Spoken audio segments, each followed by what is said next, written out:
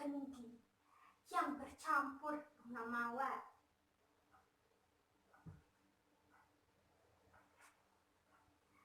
Dan anehnya, tubuhku itu jadi segar terus.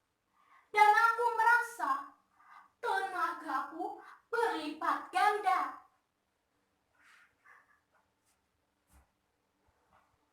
Dan sejak saat itulah para tetangga mulai bergunjing bahwa aku mengandung anak memedi.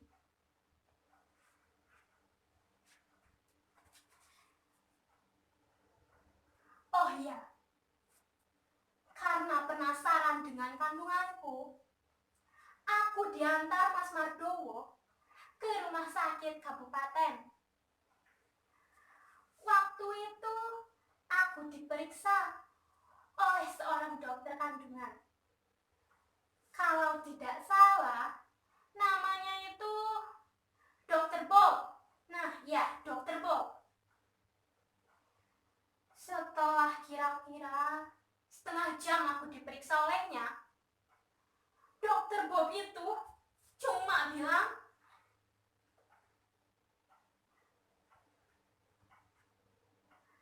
ibu ini tidak mengandung. Ini hanya pusaran angin yang tinggal di dalam rahim ibu. Mendengar ucapan Dokter Bob itu, aku dan suamiku saling pandang. Mosok angin? Memangnya angin bisa tinggal di dalam rahim? Dokter Bob itu hanya diam. Lalu dia hanya angkat tangan saja. Dan tiba-tiba perutku terasa sakit sekali. Dan Dokter Bob itu hanya menyarankan kami pulang. Dia bilang, "Apa lagi toh yang harus saya bantu? Lawang di dalam kandungannya itu cuma ada pusaran angin." Mendengar perkataannya itu, aku dan suamiku itu langsung pulang. Aku sangat kecewa dengan Dokter Bob. Dan karena aku masih penasaran, akhirnya aku memutuskan untuk menemui Kiai Mauludin. Kiai Mauludin itu adalah kiai baik hati yang terkenal mengobati macam-macam penyakit aneh. Waktu itu aku masih diantar suamiku.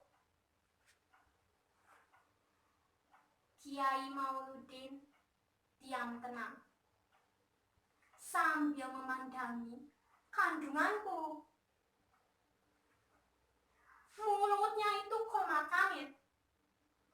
Dan aku diberi air bening 1 gelas. Rasanya seger sekali.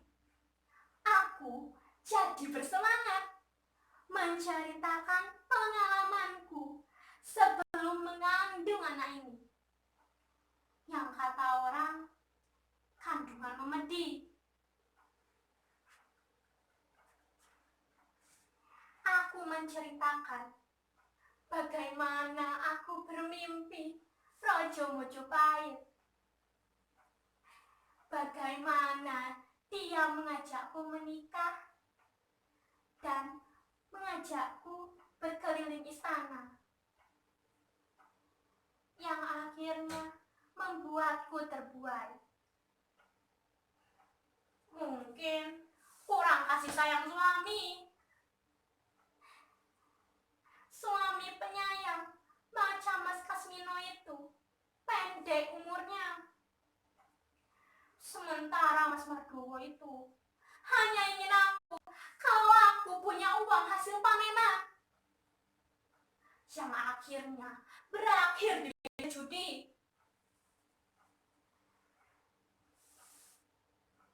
Setelah itu, Kiai Mauludin mendekatkan tangannya ke kandunganku.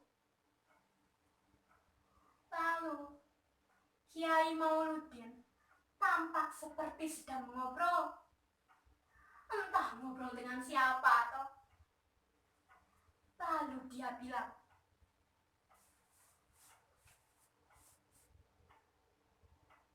"Dok Mas Mirah anakku,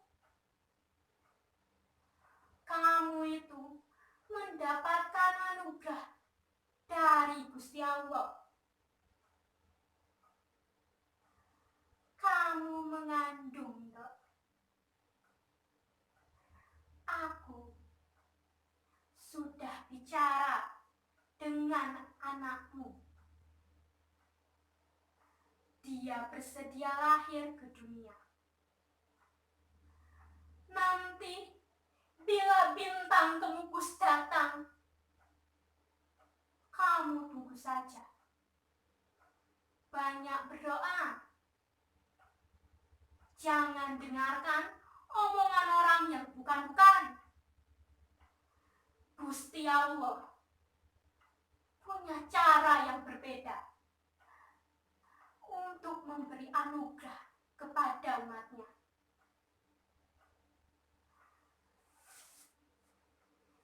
Mendengar perkataan dari Kiai Mauludin, aku semakin optimis.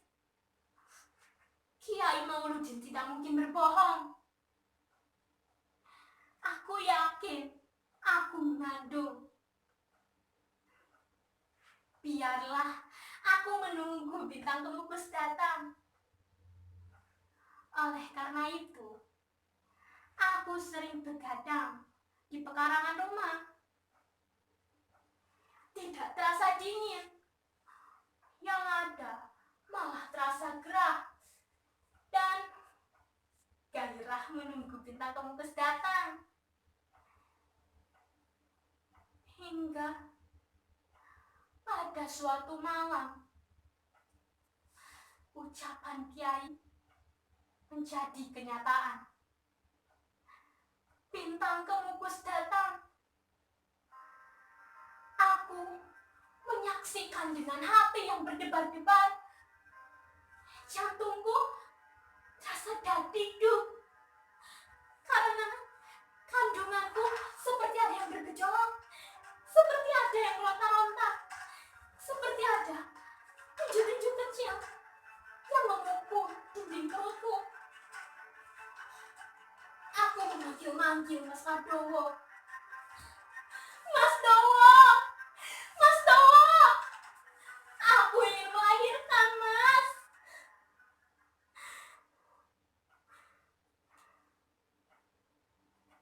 Kejadian berlangsung sangat cepat.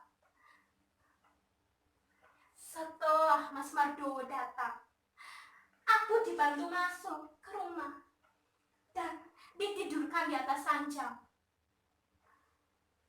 Mbok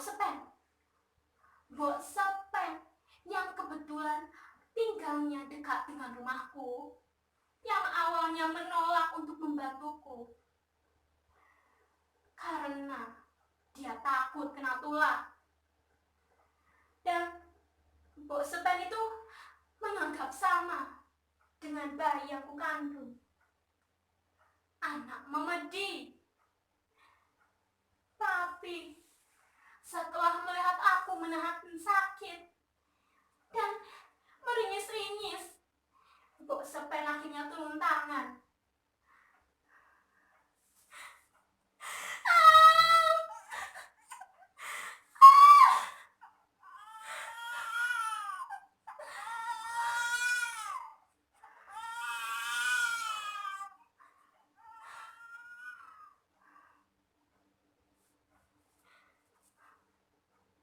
Malam itu,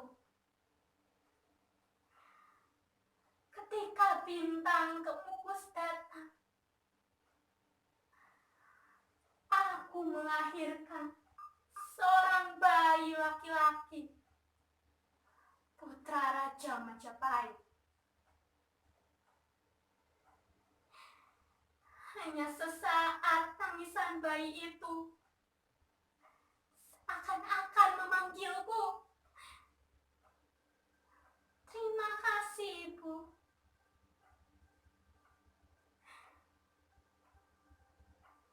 Bayi laki-laki yang belum kuberi nama ini akhirnya meninggal.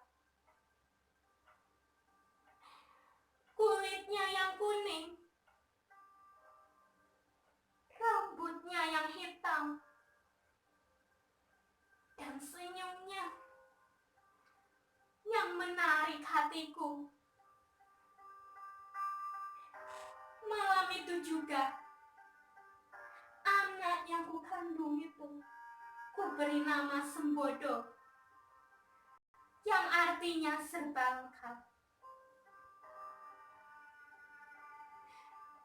Malam itu juga, ia dimandikan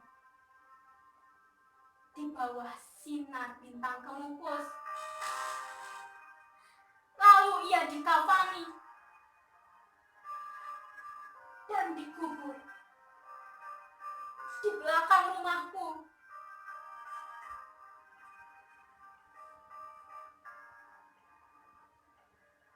Tapi anehnya, aku tidak menangis. Malam itu juga, aku bermimpi bertemu dengan Raja Majapahit. Dia datang dengan seorang anak persis seperti Sembodo. Raja Majapahit itu berkata, "Mas Mira, kamu adalah perempuan yang baik hati. Anak kita ini telah kamu lahirkan dengan hati yang tulus. Kamu memberinya nama Sembodo. Anak ini memang bernama Ken Sembodo. Dan kamu, mulai saat ini, orang-orang akan memanggilmu Mbok Pagedongan, yang artinya cerita dalam sebelum wayang dikeluarkan. Atau bisa juga berarti pedongan. Kamu akan menjadi penolong sesama."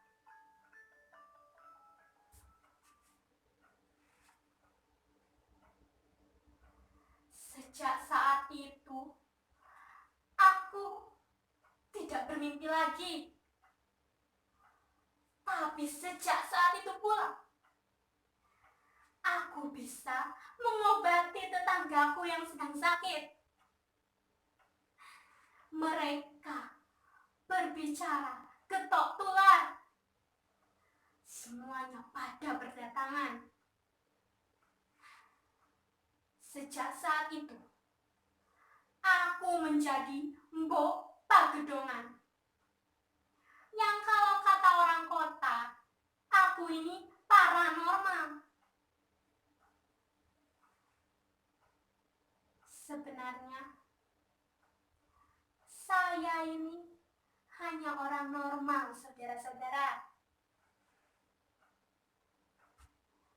Semua ini hanya sandiwara yang saya mainkan.